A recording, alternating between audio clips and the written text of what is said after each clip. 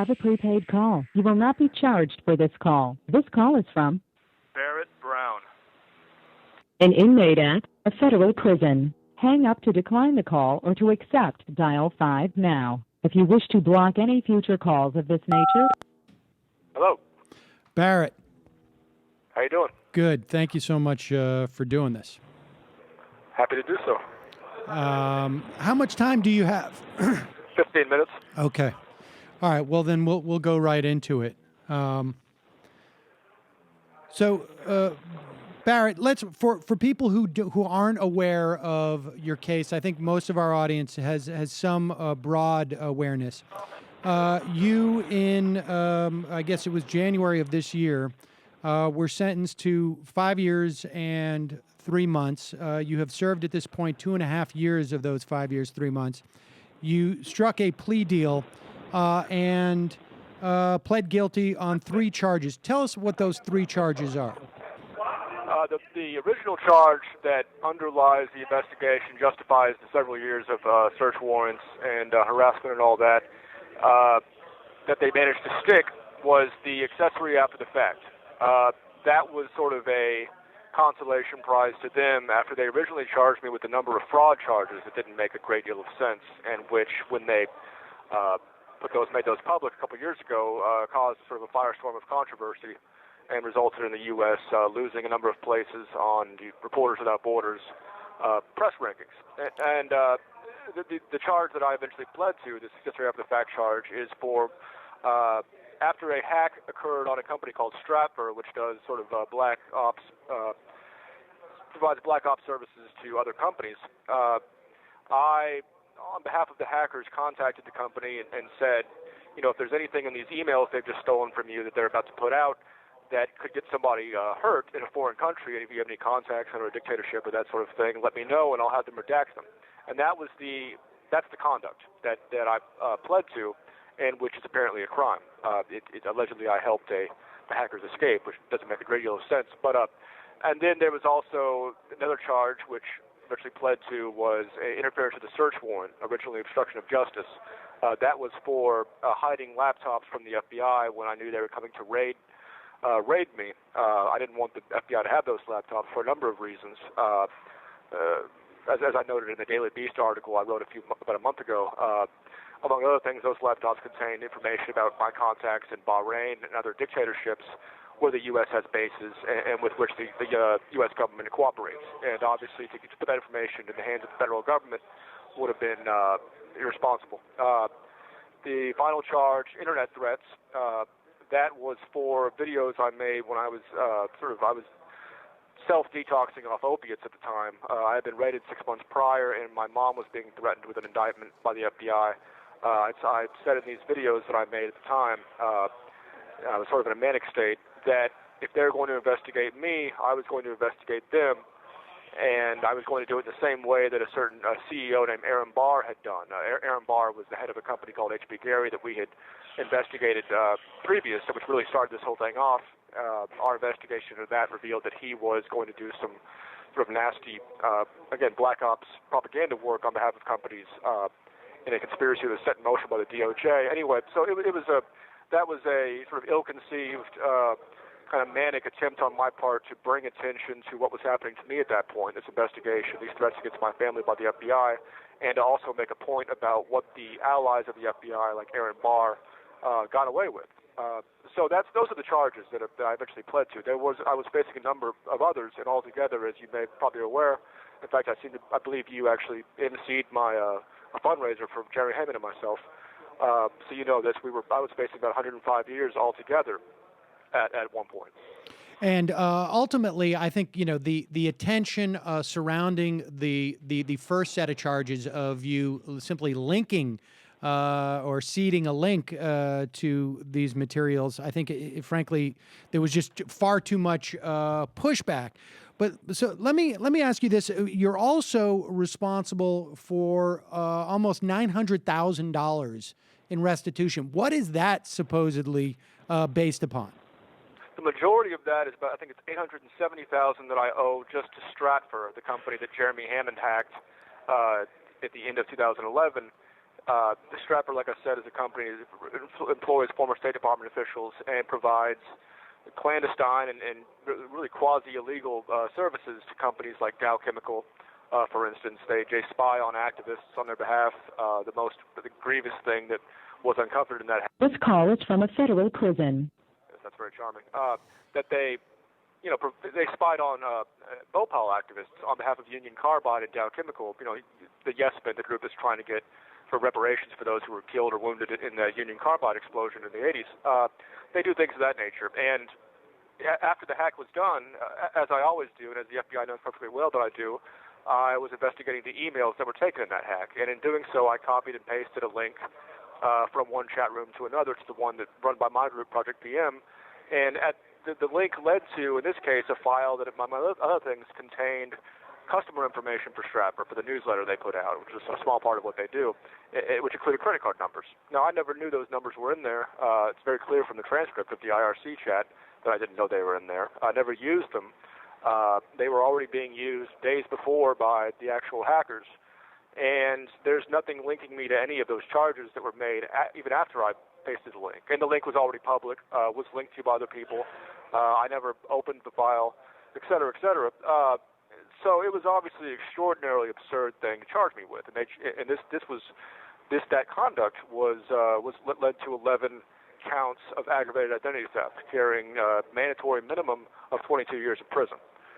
So that was obviously a red flag to a lot of people who I think otherwise might not have followed this case. That showed that, hey, they're retaliating against this guy for something. They're obviously looking for something to hit him with. So what did he really do? And the answer, of course, was that I had been active in investigating and bringing attention to conduct by companies linked to the DOJ and linked to the FBI, which have been carrying out crimes on behalf of the government, on behalf of certain corporations. And all that information we kept at echelon2.org, a website we created for the purpose, and which actually is mentioned in the original search warrants. So it was really a debacle for them, and those charges, I think, was obviously a major tactical error on their behalf that really, I think, just single-handedly show what's really going on here. And so let me get your sense of and expand on that last. Well, before we do that, much of your the proceedings have been under seal, and my understanding is that over the next 6 months to a year, a lot more of that information is going to come to light. Can you give us a sense of what's going to come to light, and how is that going to sort of further undercut the reasons why the government went after you? Well, it's going to be, I think it's going to be really just the frosting on the cake. I don't think... This call is from a federal prison. Based on what I've seen in the media coverage, I don't think anyone at all at this point believes their story at all. But it will help to confirm what we've been saying, which is that this was a situation in which there was not an underlying crime. This was a situation in which, on behalf of several companies that work with the DOJ, I was prosecuted. I was investigated for a long time in ways that are very unconventional, to say the least, or at least I would hope are unconventional, in which they violated the law, in which people associated with the FBI and these companies violated the law. Even before a lot of this information comes out, which will in the next few months, there will be an article by Douglas Lucas coming out, I think probably the next week or so, that goes into a lot of those details. On the conduct on behalf of certain companies, particularly HB Gary Federal, which I'm sure we'll get into in a moment. There's a great deal that's still sealed. I don't know the exact specifics of what the status is, what's going to take for us to get it in the public eye, but I'm going to eventually myself be writing about this. I don't know which venue yet, quite a bit, frankly, for years and years, because there's so much material here. There are transcripts of hearings that are still sealed, in which, for instance, they point out I'm an anarchist and use that as an argument that I should do more prison time because I have unconventional political views. There's further instances of perjury that I've referenced briefly in my allocution, which is public, and also in the Daily Beast article. There's just a great deal of perjury, unambiguous perjury, that I think when people don't get a chance to see federal cases and how this works very often. My case is an extreme example. It's one in which they really wanted to get me. But it's emblematic of how this process works. And unfortunately, perjury is not punished. And when it's not punished and it helps get convictions, well, you get plenty of it. There's a great problem in this country that goes beyond these narrow issues I was involved in investigating. It goes beyond the intelligence contracting and cyber-industrial complex. It really speaks to the absence of the rule of law, which I think as a culture, as a republic, we need to sit down and address these in a serious manner at some point soon. Because if we don't, the alternative is going to be more groups on my end of things, and it's going to be a situation in which you have just increased conflicts that may not resolve in the way that we really want it to. So I hope this case presents an opportunity. I hope the information that's going to come out in the next few months is taken advantage of by everyone involved, everyone concerned, and used to sort of bring home to more of the press that there is a serious problem here that affects them, that needs to be addressed. When I've looked over the things that you pled to, it was 18 U.S. 3, I think, in the accessory after the fact, which is when you're supposedly comforting or assisting the offender in order to prevent his or her apprehension or trial or punishment. And of course, you were approaching Stratfor in terms of giving them the opportunity to do redactions, like you say.